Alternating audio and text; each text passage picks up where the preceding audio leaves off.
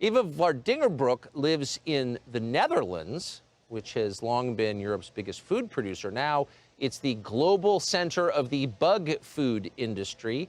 She joins us tonight for an update on what it's like to subsist on crickets. Eva, thanks so much for joining us. So your country, the Netherlands, is famous for its agricultural output. Now it's famous for insects. This feels like the leading edge of a global trend. Do you think that it is? Absolutely. There's no surprise there. I mean, my country really is, sadly, the pilot country for an organization like the World Economic Forum.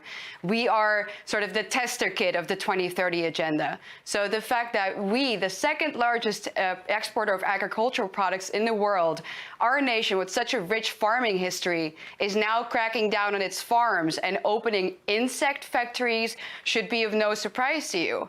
And, you know, this is not something that is just going to affect the food supply of the Netherlands. Like I said, we're the second largest exporter of agricultural products in the world after America. So this will influence the food supply worldwide. And we've spoken to farmers who said, well, this could lead to actual starvation if we're not careful. I have to ask about the role of the population in this, since purportedly the Netherlands, like the United States, is a democracy.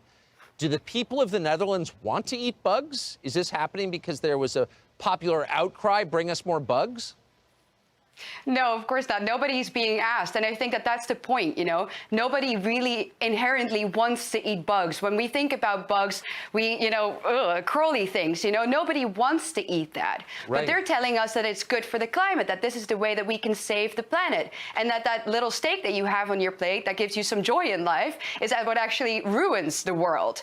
And of course, none of that is true. I think that the push for insect eating is just a compliance test, because our politicians know that when they control the food, they control the people. I mean, why not earthworms and rats, as long as you're humiliating people on purpose by making them eat repulsive things? Exactly. Well, I think that that's the whole point. So, you know, don't give them any ideas, Tucker. I think the rats and the mice and all of that are next on the menu after the crickets that they now are trying to put in our food. So my last question is, what has the pushback been like? A country with a 1,000-year history of growing food has got to be resistant to this. Have people made that clear, that resistance?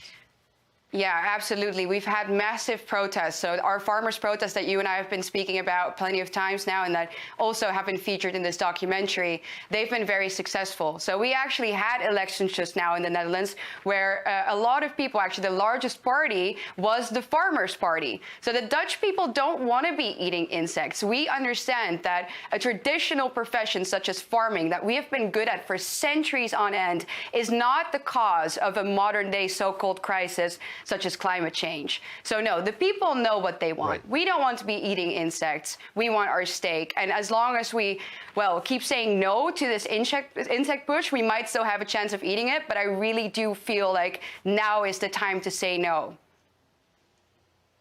Exactly. Farmers are not the problem. Overpaid nonprofit executives and politicians are the problem, obviously. Eva Vardingerbroek, thank you very much for joining us, as always. Thank you, Tucker.